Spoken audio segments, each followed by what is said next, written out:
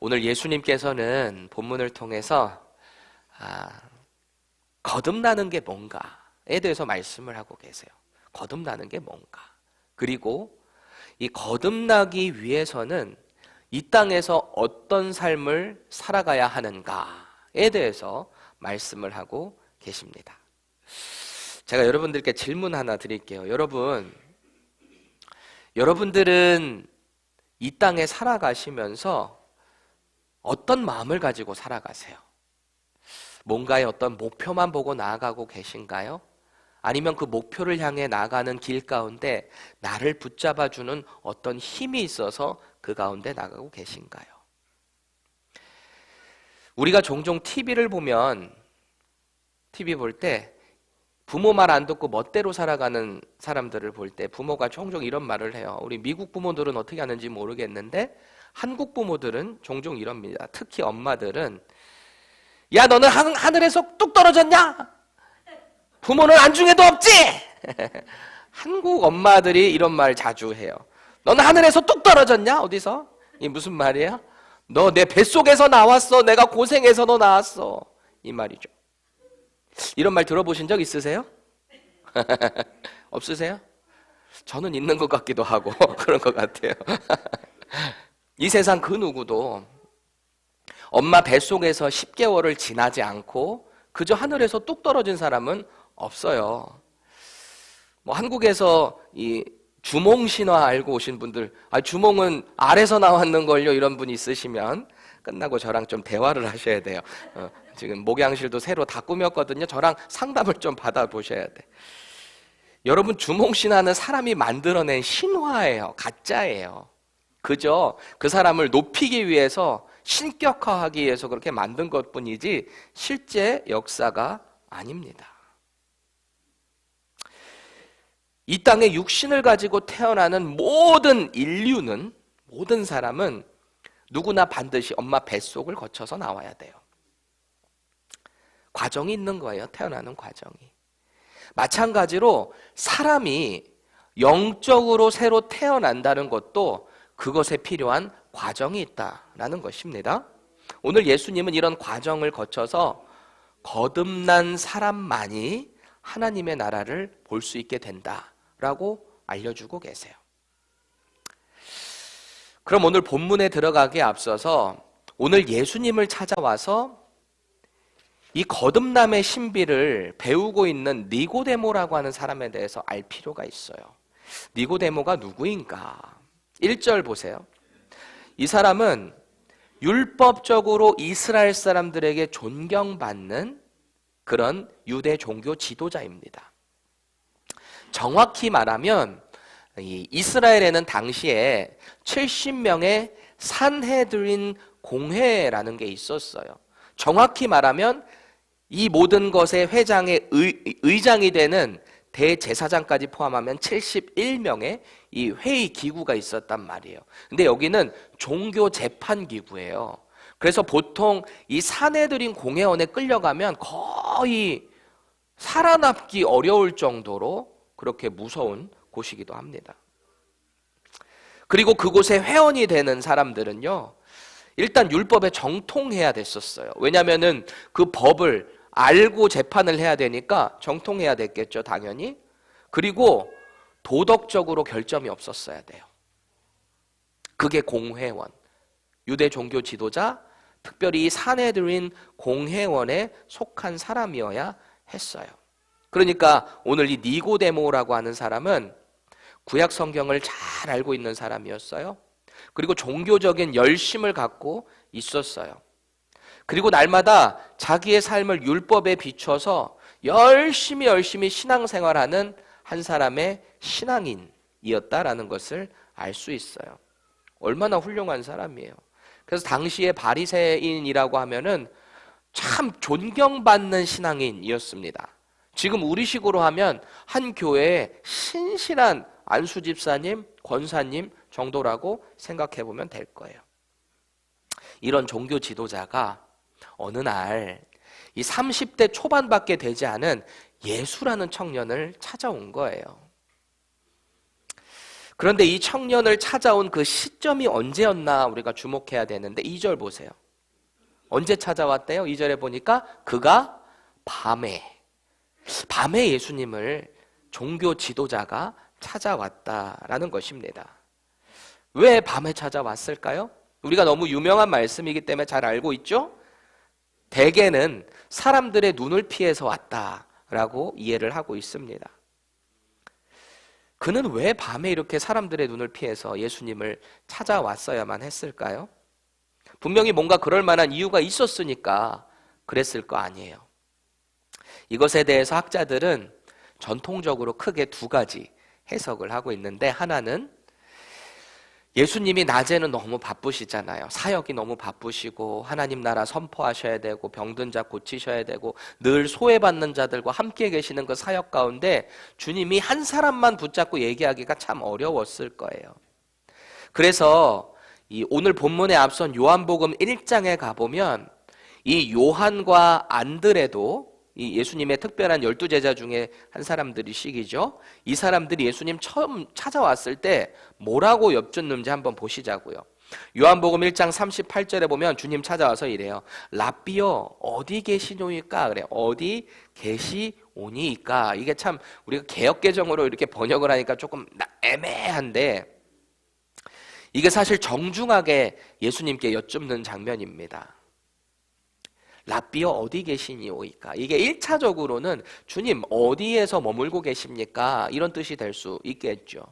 그런데 조금 더 다른 시각에서 생각을 해보면 이렇다는 거예요. 선생님, 혹시 여유가 되실 때 저와 좀 진지한 대화를 나누실 수 있을까요? 혹시 시간을 저에게 내주실 수 있을까요? 라고 하는 정중한 부탁의 표현인 것입니다. 그래서 오늘 니고데모도 그것과 마찬가지로 예수님과 좀 더 진지한 대화를 하기 위해 밤에 찾아왔다라고 보는 학자들의 견해가 있어요. 그리고 두 번째 해석, 왜 니고데모가 밤에 찾아왔는가? 이건 우리가 흔히 알고 있는 다른 사람들의 눈을 의식했기 때문입니다 라는 거죠. 왜 아니겠어요?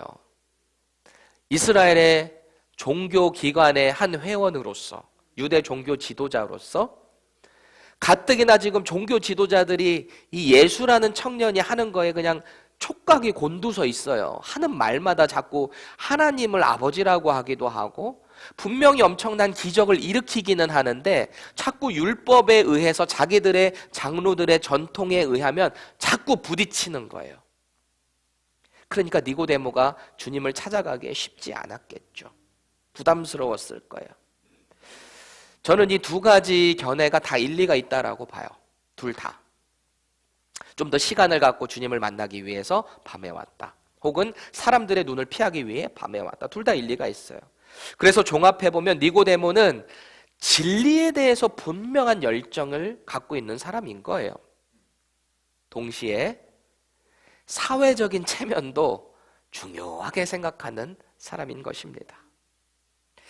그럼 우리는 질문을 갖게 돼요. 오늘 니고데모는 예수님을 통해서 도대체 뭘 얻고자 했을까 말이죠. 이 밤에 와서 주님과 대화를 하며 뭘 얻기 원했을까? 그 높은 사회적 신분을 가진 사람이 자칫 둘이 만나는 그 장면을 통해서 사람들에게 가십거리를 제공할 수 있거든요. 그럼에도 불구하고 이런 상황을 자초했다면 분명히 뭔가의 목적을 가지고 있었을 거 아니에요. 그래서 우리가 오늘 본문의 그 문맥상 추측을 해보면 오늘 본문에 앞선 2장 23절에 이런 내용이 나옵니다. 6월절에 예수께서 예루살렘에 계시니 많은 사람의 그의 행하시는 표적을 보고 그의 이름을 믿었으나 해요. 믿었다가 아니라 믿었으나. 그럼 뒤에 뭔가 다른 이야기가 있다는 거죠. 많은 사람들이 예수님의 이름을 믿기는 믿어요. 왜요? 많은 표적이 일어나니까. 초자연적인 기적의 역사들이 일어나니까 와, 저 예수 정말 대단한 사람이네. 이 정도까지는 믿는데요. 반대로 말하면 이 표적이 없으면 예수님을 안 믿는다는 거예요. 계속해서 24절 보세요. 예수는 그의 몸을 그들에게 의탁하지 아니하셨으니 이는 친히 모든 사람을 아심이요 그래요. 이 23절, 24절 두 구절에서 우리가 주목해야 될 두 가지 단어가 있는데, 이게 공통되는 단어가 있는데요. 23절에 예수님의 표적을 보고 믿었다 그랬잖아요. 이 믿었다라고 하는 이 헬라어 단어가 24절에서 의탁하다라고 번역된 헬라어 단어랑 같아요. 그 단어가 피스티오라고 하는 헬라어 단어인데, 어떨 때는 믿었다로도 번역되고 어떨 때는 의탁하다라고도 번역돼요. 그래서 이 피스티오가 도대체 무슨 뜻인가 제가 사전적인 의미를 찾아보니까 괄호 열고 사람이나 사물에 대해 믿음을 갖다 혹은 확신을 두다라는 뜻이 피스티오입니다. 다시 말해서 당시 대부분의 사람들은 예수님이 일으키신 그 표적을 보고 그분을 신뢰하게 된 거예요. 신뢰하게 됐어요. 반면에 예수님은 그 표적 때문에 자신을 메시아로 믿는 그 사람들을 바라보면서 저 사람들은 표적이 없으면 나를 다 떠날 사람들이야 라고 그들을 신뢰하지 않았다라는 것입니다. 왜냐하면 이 사람들은 표적의 그 감동이 사라지고 나면 언제든지 메시아를 대적할 사람이라는 것을 주님은 알고 계셨어요. 지금 이들의 믿음은 단지 주님이 보여주신 그 초자연적인 표적을 신기해할 뿐이에요. 와, 어떻게 이런 일이 일어나지? 그 반응 자체가 예수님을 메시아로 받아들인다라는 얘기는 아닙니다. 이것은 우리에게도 똑같이 적용되는 것 같아요. 우리가 신앙생활하는 가운데 하나님의 능력을 체험할 수 있어요. 와, 어떻게 이런 일이 일어날 수 있지? 와, 정말 신기하다. 그리고 그 표적을 통해서 우리의 믿음이 성장할 수도 있어요. 그런데 한 가지 꼭 기억하세요. 분명히 그 표적은 우리에게 은혜이기는 한데, 거저주시는 하나님의 선물이기는 한데요, 그 체험이나 표적 자체가 우리가 완전히 거듭나는 것을 개런티하지는 못합니다. 다시요. 우리가 경험하는 초자연적인 성령의 역사 같은 것을 우리가 자꾸 그 표적만 쫓아가게 될 때 그 자체가 우리를 거듭나게 하지는 않는다라는 것을 꼭 기억하셔야 돼요. 마치 표지판이 있잖아요. 표지판을 아무리 화려하게 꾸미고 금을 받고 다이아몬드를 다 박는다고 하세요. 그 표지판 자체에 뭐 그렇게 큰 능력이 있겠어요? 원래 표지판의 목적은 뭐예요? 어디로 가는지 방향을 가리킬 뿐이에요. 여기에 아무리 많은 것을 치장해서 이 표지판만 바라보고 있더라도 이것만 바라보고 있으면 이 표지판의 원래 목적인 그 방향으로는 못 가는 거예요. 그게 표적과 똑같습니다. 주님이 이 땅 가운데서 일으키신 수많은 그 표적들이 있어요. 그것을 통해서 아, 예수님이 정말 하나님의 아들이시구나, 그것을 볼 수 있어요. 이분이 바로 하나님의 아들이고 구약에서 예언된 그 메시아라는 사실을 볼 수 있어요. 그런데 더 중요한 것은 그 표적을 일으키는 분이 누구신가에 우리는 더 집중을 해야 한다라는 것입니다. 그리고 나는 이제 그분 앞에서 어떤 삶을 살아야 하는가, 이게 우리에게 주어지는 숙제인 거예요. 주님은 원래 스스로 존재하시고 스스로 위대하신 하나님의 아들이시며 메시아로 이 땅에 오셨어요. 주님은 그대로 빛이 나시는 이 세상의 빛으로 오셨어요. 중요한 건 그럼 나는 그 예수님을 통해서 어떤 삶을 살아야 하는가, 이게 중요한 것 아니겠어요?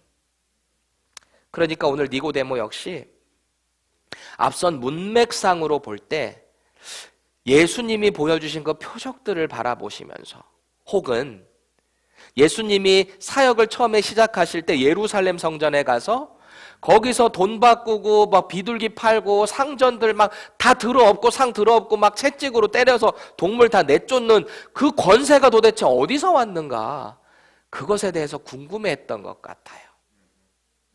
그래서 주님을 찾아온 거죠. 도대체 그 권능의 출처가 어딘가, 그것을 알고 싶었던 것 같아요. 그런데요, 니고데모는 분명히 다른 사람들과는 다른 게 있어요. 그게 뭐냐면 예수님이 누구신지, 그리고 구원의 진리가 무엇인지 그것에 대해서 알고 싶어하는 열망이 컸어요. 그러니까 그런 수고와 위협을 감수하고 이 자리에 온 거죠. 특히 예수님을 향한 그의 첫마디를 보면 이 사람이 예수님에 대한 얼마나 많은 관심이 있다는 것을 알 수 있습니다. 예수님을 극찬하거든요. 2절 말씀을 제가 생동감을 좀 더 살려서 현대인의 성경으로 한번 볼게요. 그가 어느 날 밤 예수님께 와서 선생님, 우리는 당신이 하나님께서 보내신 분이라는 것을 알고 있습니다. 하나님이 함께 하시지 않으면 선생님이 베푸시는 기적을 아무도 행할 수 없습니다. 그렇게 말을 하는 거예요. 초면에 찾아와서 정말 폭풍 칭찬 쏟아붓는 거 아니에요? 와, 정말 대단하십니다. 그 일은 하나님이 하시지 않으면 도저히 일어날 수 없는 일입니다. 칭찬을 하고 있는 거죠. 만약에 누군가가 저한테 와서 와, 목사님이 지금 하시는 이 사역들의 부흥을 보십시오. 대단하십니다. 목사님 정말 대단한 하나님의 종이십니다. 이러면 제가 어깨가 이렇게 되지 않을까요? 그런데 예수님은 이런 인사치레에 아무런 반응을 하지 않으세요. 그리고 오히려 다른 말씀을 하시거든요. 3절 보세요. 진실로 진실로 내게 이르노니 사람이 거듭나지 아니하면 하나님의 나라를 볼 수 없느니라 그러세요. 보세요. 이 대화를 잘 생각해 보세요. 니고데모는 당신은 하나님께로부터 오신 훌륭한 선생님이십니다. 이런 얘기를 했는데 예수님은 사람이 거듭나지 아니하면 하나님 나라를 볼 수 없다. 그래요. Excuse me? 도대체 이 무슨 말이? 사람이 예의라는 게 있잖아요. 뭔가 칭찬을 하면 아유 뭐 괜찮습니다. 아유 감사합니다 해야 되는데 전혀 다른 얘기를 하고 계시는 거예요. 보통 한국 사람은요, 칭찬을 받게 되면 제가 생각해 보니까 3가지 반응으로 나눠지더라고요. 누군가를 칭찬을 하게 될 때. 첫 번째는 겸손 모드예요. 겸손 모드. 아유 아니에요. 뭐 내가 그 정도 된다고. 아무나 할 수 있는 거예요. 겸손 모드. 두 번째는 이래요. 칭찬을 딱 들으면 교만한 모드. 뭘 좀 볼 줄 아네? 맞아? 내가 그렇게 한 거야. 뭐 이 정도 가지고. 교만한 모드. 세 번째 모드는 전환 모드예요. 그냥 그 상황을 빨리 비껴가는 이런 거지 뭐. 그래서 어쩐 일로 오셨나? 이렇게 화제를 돌리는 거죠. 오늘 예수님도 좀 그러시는 것 같지 않나 싶어요. 니고데모의 그 칭찬에 대한 반응을 패스하시고 바로 본론으로 들어가신 거예요. 메시아시면서도 하나님이신 예수님은 지금 이 니고데모가 여기에 왜 찾아왔는지를 바로 알고 계신 거죠. 마음을 읽으시는 분이시니까. 그래서 지금 니고데모가 가장 알고 싶어하는 그 구원에 대한 본론으로 바로 들어가시는 거예요. 오늘 니고데모는 대화의 진도를 생략하고 훅 들어오시는 그 예수님의 반응에 적지 않게 당황을 좀 한 것 같아요. 그 상황에서 사람이 거듭나야 한다라는 예수님의 말씀을 이해할 턱이 없죠. 그래서 예수님께 다시 묻습니다. 4절 보세요. 아니 이렇게 늙은 몸이 어떻게 또 태어납니까? 그래요. 아니 어머니 뱃속에 들어갔다가 다시 나올 수 있겠습니까? 그거예요. 이 말이. 어떻게 제가 이 늙은 몸이 다시 엄마 뱃속으로 들어갔다 나옵니까? 이 둘의 대화를 가만히 보세요. 대화의 수평선을 달리고 있는 것 같지 않아요? 뭔가 접촉점이 없어요. 둘이 대화가. 왜냐하면 지금 니고데모는 예수님이 하시는 그 말씀의 컨셉을 전혀 이해할 수 없는 거예요. 왜일까요? 이 컨셉의 시작점 자체가 틀려요. 예수님이 하시는 컨셉과 니고데모가 알아듣는 컨셉의 시작점이. 왜냐하면 예수님은 지금 영의 일을 말씀하고 계세요. 영적인 일. 그런데 니고데모는 육적인 일, 이 땅의 개념을 가지고 이 영의 일을 자꾸 이해하려고 드니까 이게 맞아질 수가 없죠. 그래서 사도 바울은 이런 말을 합니다. 로마서 8장 5절 다 같이 읽습니다. 시작. 육신을 따르는 자는 육신의 일을, 영을 따르는 자는 영의 일을 생각하나니. 아멘. 비록 니고데모가 율법을 잘 알고 도덕적으로 선한 사람이었을지는 몰라도 그는 여전히 이 땅에 속한 육의 사람이었다라는 것입니다. 지금 예수님께서는 계속 영의 일에 대해서 말씀하시는데 니고데모는 당장 눈앞에 보이는 이 물질의 세계관을 자꾸 이해하려고 드는 거예요. 그러니까 대화가 수평선을 달릴 수밖에 없어요. 그래서 오늘 예수님은 그를 향해서 영으로 거듭나지 못한 사람이다 라고 평가하고 있는 거예요. 영으로 거듭나지 못했다. 여러분들 잘 생각해 보세요. 거듭나는 거, 죄사함 받는 거, 또 성령 충만한 거, 그리고 하나님의 나라, 이 모든 것은 다 영의 일이에요. 이 땅의 컨셉이 아니란 말이에요. 아무리 애써서 착한 일 많이 하고 고행을 한들 도저히 얻을 수 없는 영적인 일입니다. 하나님의 거룩한 영이신 성령님께서 우리의 영적인 눈을 열어주실 때 우리는 그 나라를 볼 수 있게 돼요. 주님이 열어주시지 않으면 우리는 결코 이해할 수 없는 것이 하나님의 말씀일 뿐더러 이 땅에 오신 메시아 예수 그리스도다라는 것이죠. 여러분, 그럼 오늘 예수님께서 이 니고데모와의 대화를 통해서 말씀하시고자 하는 그 핵심이 뭘까요? 핵심. 영으로 새롭게 거듭난 사람만 하나님의 나라에 들어갈 수 있다라는 것입니다. 거듭나야 한다라는 거예요. 여기서 거듭나다라고 할 때 거듭으로 번역된 이 헬라어 단어가요, 아노덴이라는 단어인데 이 단어는 from above라는 뜻이에요. from above, 하늘로부터. 아노덴이라는 단어가 하늘로부터라는 뜻이에요. 그러니까 사람이 엄마 뱃속부터 생물학적으로 태어나는 과정과는 전혀 다른 신비한 영적인 거듭남이다라는 것입니다. 위로부터 다시 태어나는 이 신비한 과정을 거쳐서 하나님의 나라에 들어갈 수 있게 된다라는 것입니다. 옆 사람 보세요.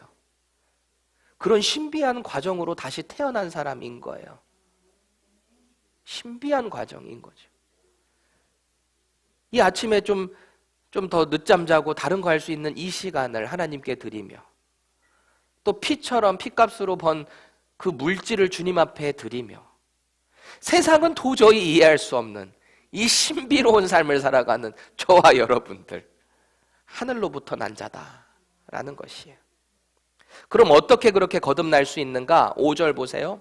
진실로 진실로 내게 이르노니 사람이 물과 성령으로 거듭나지 아니하면 하나님 나라에 들어갈 수 없느니라 그러세요. 여기서 말씀하시는 물과 성령은 뭘 의미하고 있을까요? 물과 성령. 먼저 이 문자적으로 한번 들어가 보시자고요. 여기서 말하고 있는 물은 헬라어 단어 자체가 water를 뜻합니다. 물. 유대인들이 어떤 부정함을 씻는 정결함을 의미하는 것이 물이에요. water예요. 그래서 이 어거스틴 같은 신학자는 이 물을 침례로 해석하기도 하고요. 칼빈 같은 사람은 성령에 의한 정화 작업을 이 물로 해석하기도 합니다. 우리가 이 하나님의 말씀을 믿고 예수님을 영접한 사람에게 가장 먼저 요구되는 명령이 뭐였죠? 마가복음 16장 16절 보실게요. 다 같이 읽을까요? 시작. 믿고 침례를 받는 사람은 구원을 얻을 것이요 믿지 않는 사람은 정죄를 받으리라 그래요. 예수님을 믿는 자가 가장 먼저 반응하고 순종해야 될 첫 번째 액션이 베프티즘인 거예요. 침례. 그런데 예수님을 믿는 것은 또 누가 가능하게 해주는 걸까요? 고린도전서 12장 3절입니다. 다 같이 읽을게요. 그러므로 내가 너희에게 알리노니 하나님의 영으로 말하는 자는 누구든지 예수를 저주할 자라 하지 아니하고 또 성령으로 아니하고는 누구든지 예수를 주시라 할 수 없느니라. 성령님이 우리 안에 우리의 마음을 확 열어주셔서 예수님을 보게 될 때, 우리의 영적인 눈이 열릴 때 그분을 비로소 메시아, 하나님의 아들, 나의 인생의 구원자로, 주님으로 영접하게 된다는 거예요. 절대 우리 머리로 스스로 할 수 없는 것이 예수님을 구주로 고백하는 것입니다. 저와 여러분들은 정말 이런 신비한 삶을 살아가고 있는 거예요. 그 누구도 예수님을 세상 사람들은 스스로 주님이라고 고백할 수 없다라는 거예요.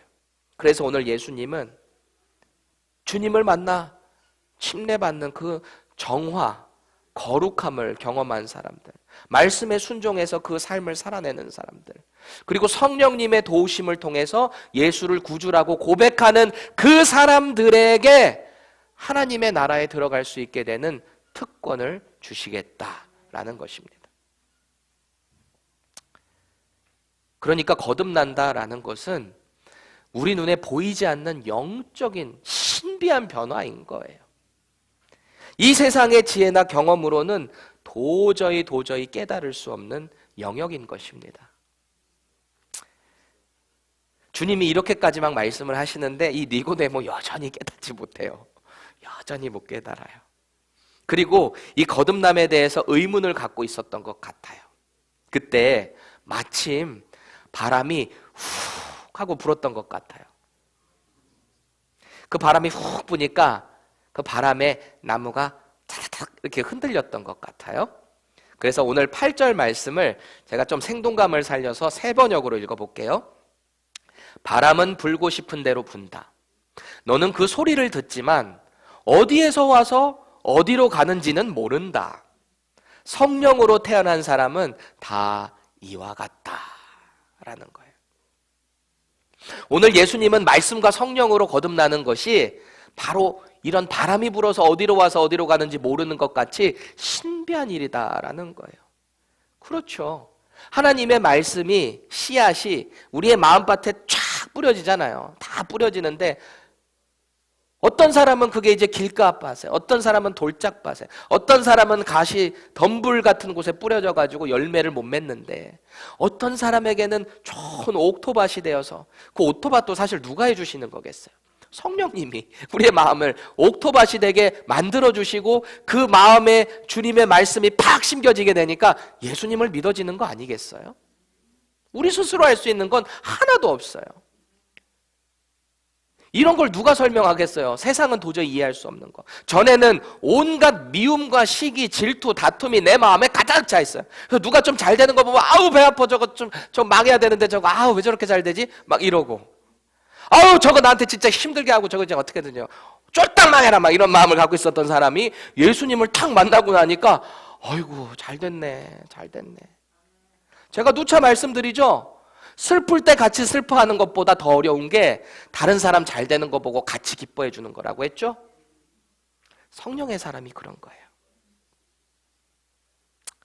하늘나라의 소망을 가지고 살아가기 때문에 이 땅에서의 것들에 연연하지 않는 거예요. 이런 영적인 세계를 이 세상이 어떻게 이해할 수 있겠어요? 신비로운 일이죠. 제가 오늘 칼럼에 쓴 것처럼 Mystery of Rebirth예요. 정말 미스테리한 거예요. 이거는. 바람이 불 때 이렇게 슉 불 때 우리 눈에는 보이지 않잖아요. 그럼에도 불구하고 바람은 존재합니다. 바람 소리가 창가에 슉 스칠 때 우리는 알 수 있잖아요. 어제 바람 꽤 불더라고요. 문 닫았는데도 휘웅 하면서 바람이 스쳐 지나가잖아요. 그리고 그 바람 때문에 떨어지는 그 낙엽을 보면서 아 바람이 불고 있구나 라는 것을 우리는 알 수 있어요. 갑자기 이런 생각이 났어요. 예전에 한국 여가수 중에 이런 노래 불렀는데 아실런지 모르겠어요. 미국 온 지 하도 오래되셔가지고 찬바람이 불면 내가 떠난 줄 아세요. 이 노래 아세요? 몰라. 너무 일찍 들어오셨네. 이 노래 유행가예요. 유행가. 찬송가 아니에요. 찬바람 불면 자기 떠난다는 거예요. 그 신호라고 알아라는 거예요. 또 괜히 유튜브 찾아보지 마세요. 안 들으셔도 돼요. 바람이 부는 것은 알지만 우리는 어디서 와서 어디로 가는지 몰라요. 그 증거들, 바람이 남기고 간 그 흔적들, 자국을 통해서 우리는 그 바람의 존재를 알게 되는 거죠. 마찬가지예요. 영적으로 새로 태어나는 사람들도 우리 눈에 보이지는 않지만 실제로 이것이 일어나는 사실이라는 것이 그 사람의 삶을 통해서 알 수 있게 되는 거예요. 성경 말씀을 통해서 그 사람이 자꾸 변해가는 거예요. 물과 성령으로 거듭난 사람들이 초대교회 시대 때 그렇게 강대국인 로마를 복음으로 물들여 버리잖아요. 이 그리스도인들이 뭐가 그렇게 힘이 있어서 창과 칼로 했어요? 뭘로 했어요? 그들의 삶을 통해서 로마를 변화시켜 버려요. 그리스도인들 잡아 죽이려고 안달되어 있는 그들에게 그리스도의 사랑으로 이런 신비한 변화된 삶을 살아가다 보니까, 그래서 사도 베드로가 그러죠. 너희들에게 소망에 관하여 묻는 자가 있을 때 두렵고 떨리는 겸손함과 온유함과 사랑을 가지고 그들에게 답변할 것을 준비해라.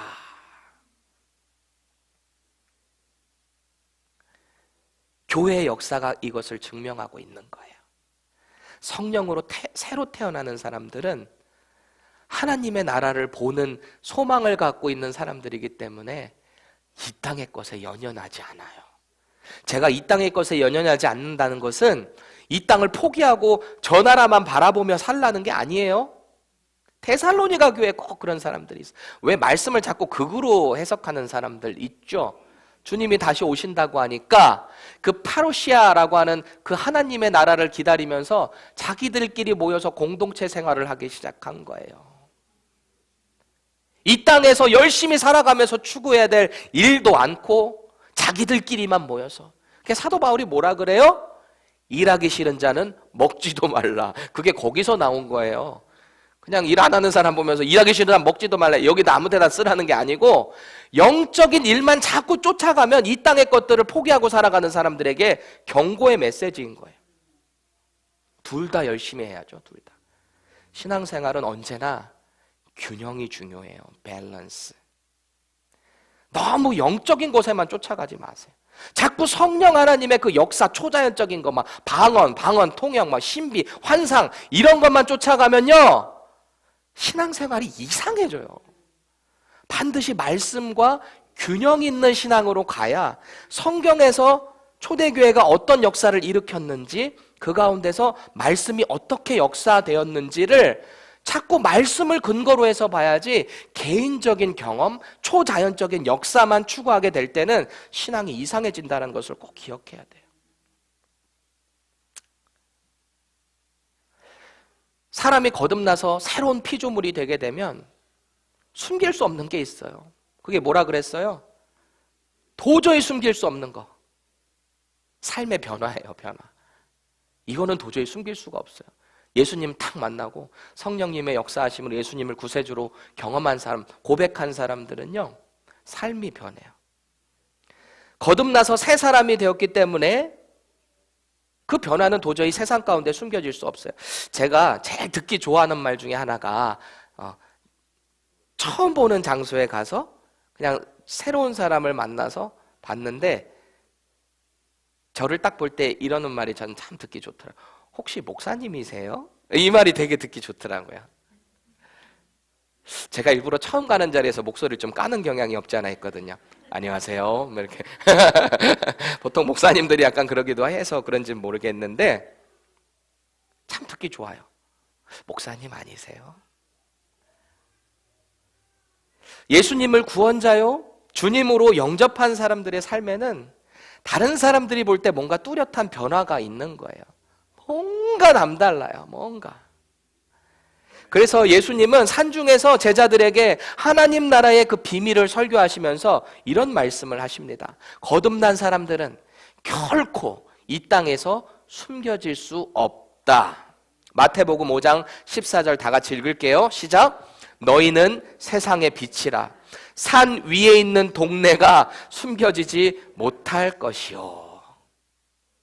산 위에 있는 그 큰 동네가 예수 그리스도를 믿고 영접한 사람들 그 빛을 통해서 다 비춰진다는 거예요. 결코 숨겨질 수 없다라는 것입니다. 또 사도 바울은 거듭난 자들은 숨겨도 숨길 수 없는 것이 있는데 그게 뭐냐면 그리스도의 향기라는 거예요. 향기. 고린도서 2장 15절 읽겠습니다. 우리는 구원받는 자들에게나 망하는 자들에게나 하나님 앞에서 그리스도의 향기니 그래요. 향기는 아무리 숨겨도 숨길 수가 없어요. 제가 예전 교회에서 도넛 비즈니스 하시는 한 40여 명의 성도들을 이제 목자도 하고 초원지기도 하면서 목양을 했던 적이 있는데 이분들이 다 도넛만 하시잖아요. 그러니까 뭐 신방을 가도 전도를 가도 도넛 비즈니스 하는 데를 들어갈 수밖에 없어요. 근데 들어갔다가 몇 군데만, 한 군데만 들어갔다 나와도 제 옷에 그 기름 냄새가 쫙 배요. 그럼 어느 날 집에 딱 왔더니 우리 큰아들이 저를 보더니 아빠 도넛 먹고 왔어? 그래요. 숨길 수가 없는 거예요, 이 냄새를. 여러분 이거 경험하셨는지 모르겠어요. 집에서 청국장 같은 거 먹고 나서 밖에 아무리 향수 뿌리고 나가 그 청국장 냄새가 스물스물 올라와서 사람들 막 이러죠. 냄새는 숨길 수가 없어요. 그런 거예요. 거듭난 자는 그렇다는 거예요. 그런데 예수님이 이런 설명을 듣고 있던 니고데모는 여전히 아직도 의문이 해결이 안 되었던 것 같아요. 그래서 또 묻습니다. 9절 보세요. 어찌 그러한 일이 있을 수 있나이까? 그래요. 아직도 못 알아요. 깨닫지 못해요. 주님이 무슨 말씀을 하시는지. 10절 보세요. 너는 이스라엘 선생으로서 이런 일도 알지 못하느냐? 이래요. 이게 이제 주님이 꾸짖으시는 거예요. 넌 이스라엘 선생이라는 게 그런 것도 몰라. 율법 잘 알고 있는 바리새인이고 종교 지도자인데 내가 이렇게 자꾸 영의 일에 대해서 말하는데도 설명하는데도 왜 이렇게 무지하냐라는 것입니다. 그리고 또 꾸짖으시는데요. 12절 보세요. 내가 땅의 일을 말하여도 너희가 믿지 아니하거든. 하물며 하늘의 일을 말하면 어떻게 믿겠느냐 그래요. 우리가 지금까지 알기로 거듭난다라는 것은 하늘로부터 새로 나는 것, 영의 일이라 그랬잖아요. 근데 왜 예수님 갑자기 내가 이렇게 땅의 일을 얘기하고 있는데 내가 하늘의 일 얘기하면 너 어떻게 알아들을래? 갑자기 무슨 말일까요? 왜 갑자기 말을 바꾸셨을까요? 아마도 지금 예수님께서는 이 거듭나는 사건을 알려주시기 위해서 땅에서 일어나는 자연 현상으로 비유를 하셨죠? 바람이 부는 것. 이런 자연 현상을 비유로 들었는데도 못 알아들으니 이것보다 훨씬 고차원적인 하늘나라의 영의 일을 내가 너한테 얘기하면 너 알아들을래? 이거예요. 탄식하고 계시는 거예요. 그래서 너희 유대 종교 지도자는 결국 나를 십자가에 못 박을 것이다 라는 의미도 내포가 되어 있는 것 같아요. 여러분 우리도 자신에게 물어야 합니다. 혹시 나도 이 하나님 나라의 영적인 신비한 일이 기록되어 있는 성경 말씀을 보면서도 그저 어떤 윤리적인 것, 매일매일 진도 나가야 되는 어떤 역사책으로 대하고 있지는 않으신가요? 주님은 이제 이런 거듭나는 신비한 일이 일어날 수 어떻게 일어나는가에 대해서 말씀을 하시는데요. 13절 보세요. 하늘에서 내려온 자 곧 인자 외에는 하늘에 올라간 자가 없느니라 그러세요. 구약 성경에 대해서 잘 알고 있는 니고데모잖아요. 이 사람에게 오늘 예수님이 좀 책 잡힐 만한 말씀을 하시는 것 같아요. 왜 그럴까요? 여러분 구약에서 죽음을 보지 않고 하늘로 올라간 자들이 있죠. 누구예요? 2명 있어요. 이녹, 에녹 있고 또 대선지자 엘리야. 이 둘이 죽음을 보지 않고 하늘로 올려갔단 말이에요. 그런데 이 둘의 공통점이 있어요. 공통점이 뭐냐면 모두 땅에서 살다가 하늘로 올라갔지 하늘로부터 내려왔다가 하늘로 올라간 존재는 아니다라는 거예요. 그런데 그런 존재가 있으니 누구라는 거예요? 바로 나다. 예수님이 자기 자신을 가리켜서 그렇게 말씀하고 계신 거예요. 여전히 유한한 땅의 지혜와 경험으로 꽉 차 있는 이 니고데모. 이 니고데모가 이런 성육신하신 예수 그리스도의 그 신비를 알 턱이 없죠. 알 수도 없고. 그렇죠? 그래서 오늘 예수님께서는 이스라엘 조상들이 광야에서 경험했던 그 사건, 니고데모가 가장 잘 알고 있을 법한 그 율법, 출애굽의 사건을 말씀하십니다. 결국 이 사건이 앞으로 예수 그리스도께서 어떻게 될 것인가를 암시하고 계신 거예요. 14절에서 15절 다 같이 읽겠습니다. 시작. 모세가 광야에서 뱀을 든 것 같이 인자도 들려야 하리니 이는 그를 믿는 자마다 영생을 얻게 하려 함이라. 아멘. 이 내용은요, 민수기 21장에 나오는 배경입니다. 이 출애굽한 이스라엘 백성들이 이 출애굽의 그 기적적인 경험들을 얼마나 많이 했어요. 홍해 바다가 갈라지고 먹을 거 없다라고 그러니까 만나라는 신비한 음식이 내려왔잖아요. 만나 뜻이 뭔지 알죠? What is this? 이 뭐냐 이게 도대체 하늘에서 내려온 게. 그걸 갖다가 막 튀겨 먹기도 하고 뭐 그게 매일 있었던 거예요. 40년 동안. 광야에서 매일매일 그 음식이 하늘에서 내려온 거예요. 신비한 음식이 만나였어요. 그러니까 what is this 이거죠. 더 신기한 게 뭔지 아세요? 그거 하루 거를 하루만 걷어야지 다음 날 것까지 걷으면 다음 날 것은 상해서 못 먹는다고 경고하셨어요. 꼭 말 안 듣는 사람 있죠? 다음 날 거 갖고 와서 봤더니 진짜 상한 거예요. 근데 exception 되는 날이 있는데 언제요 그게? 안식일 전날. 안식일 전날에 그거 가져다가 막 서로 일하지 않게 하나님만 예배할 수 있게 안식일 전날에는 이틀치를 허용하십니다. 신기한 거 아니에요? 그렇게 광야에서 40년 동안 이 만나를 먹으며 살았던 이스라엘이에요. 얼마나 신비한 양식이에요? 어느덧 에돔 족속의 땅인 이 가데스라는 곳에 다다랐습니다. 그래서 모세는 이 에돔의 왕에게 우리가 큰 길로만 지나갈 테니까 우리를 좀 통과하게 해주십시오. 이렇게 요청을 한 거예요. 그러니까 에돔 왕이 당연히 허락을 안 합니다. 왜냐하면 그때 당시에 지리적인 것을 생각하면 왜 허락을 안 했는지를 이해할 수 있어요. 큰 길로 지나더라도 어쨌든 그 땅을 지나가야 되는 거예요. 마음을 잘못 먹어가지고 지나가는 척하다가 점령할 수도 있는 거거든요. 그런 거예요. 그래서 에돔 왕은 절대 자신들의 땅을 못 지나간다. 너네들 만약에 이쪽 오면 내가 큰 군대를 가지고 너희들을 칠 것이다. 그랬어요. 그러면 이 가나안 땅으로 가는 이스라엘 백성들이 한번 붙어볼 만도 하잖아요. 하나님이 함께 하시는데 뭐 더 큰 민족들도 하는데 뭐 이깟 에돔 하나 못 치겠어요? 근데 하나님이 못하게 하셨어요. 너희들의 형제 민족인 에돔과 싸우지 말라라고 하셨거든요. 그래서 어쩔 수 없이 이 가데스를 지나는 이스라엘 백성들이 돌아서 갈 수밖에 없었어요. 에돔이 문은 안 열어주니까.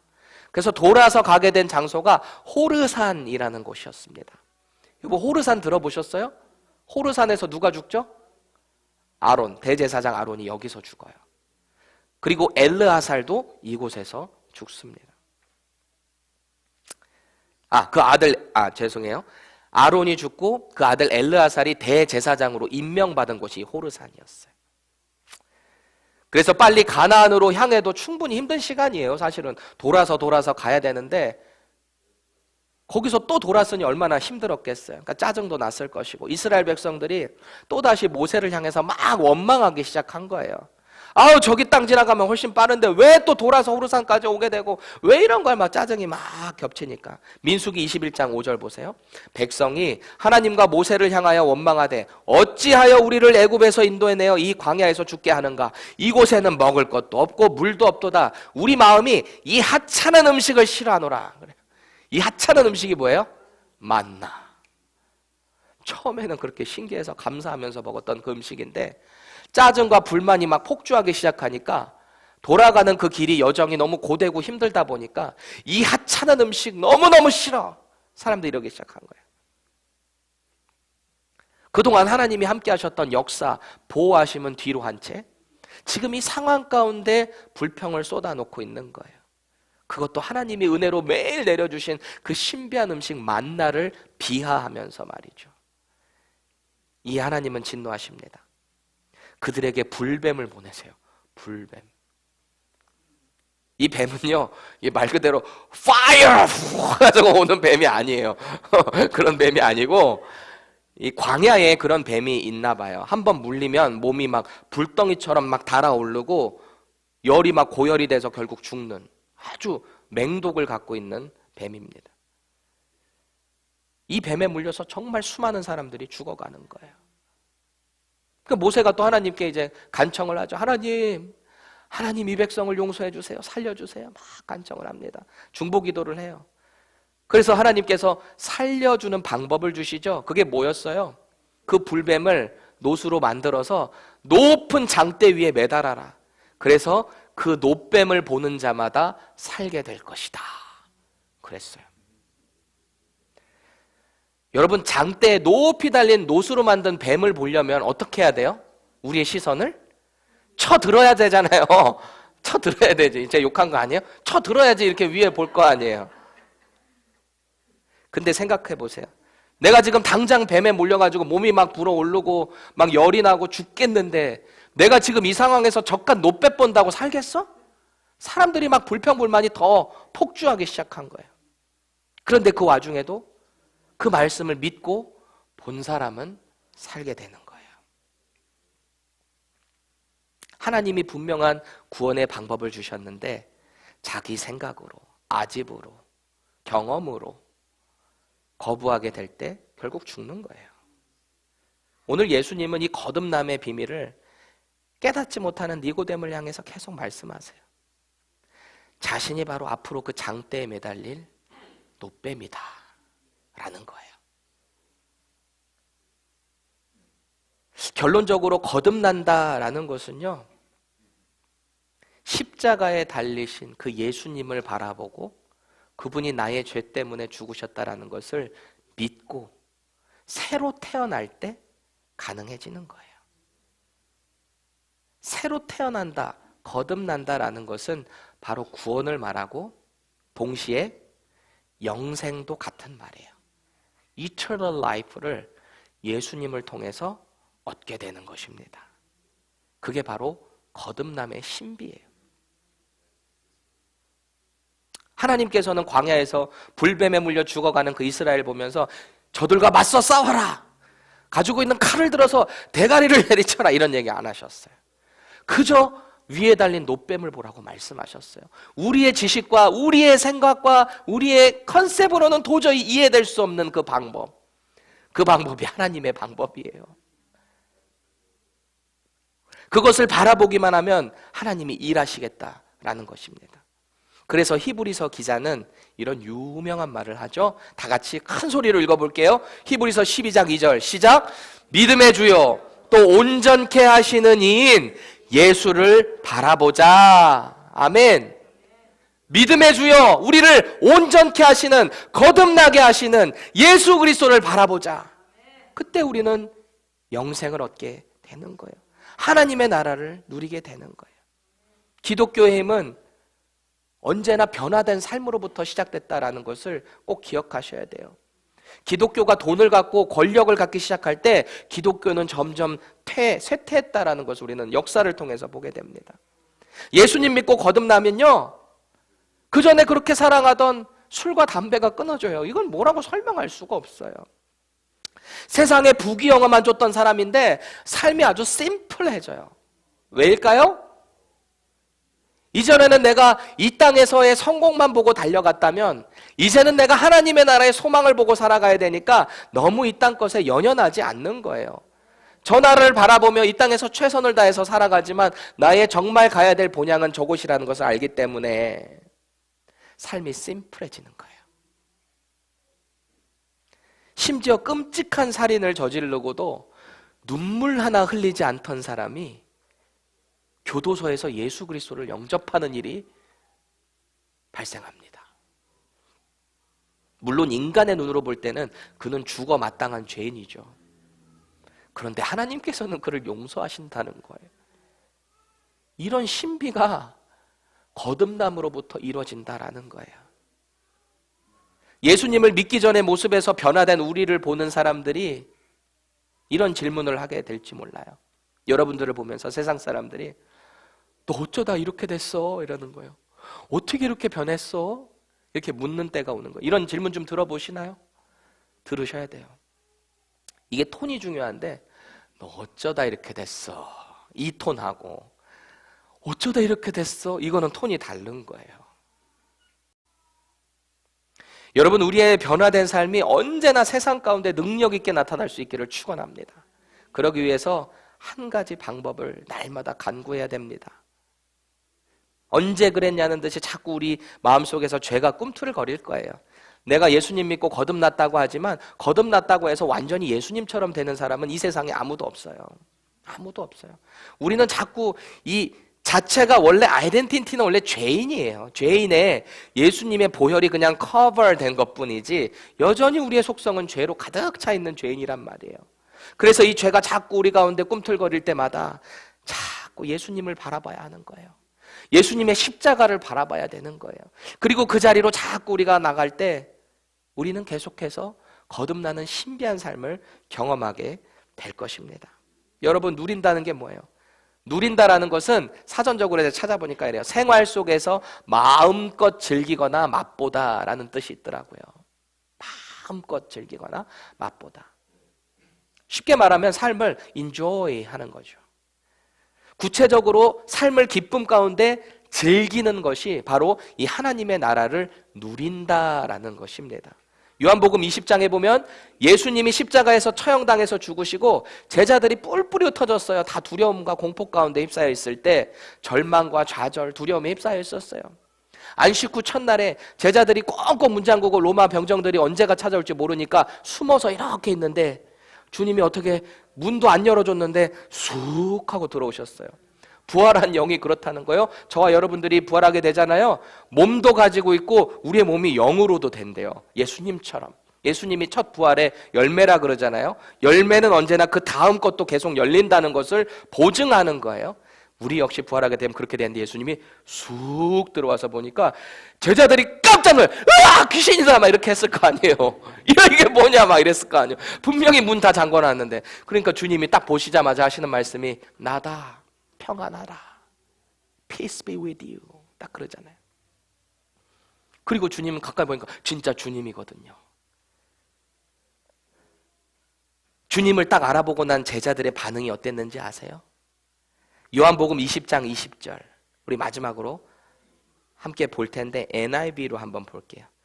The disciples were overjoyed. 이 joy가 over한 거예요. Overjoyed when they saw the Lord. 그래요. 주님을 딱 보고 이 기쁨이 막 넘쳐나는 거예요. 주님을 딱 보고 이게 누리는 거예요.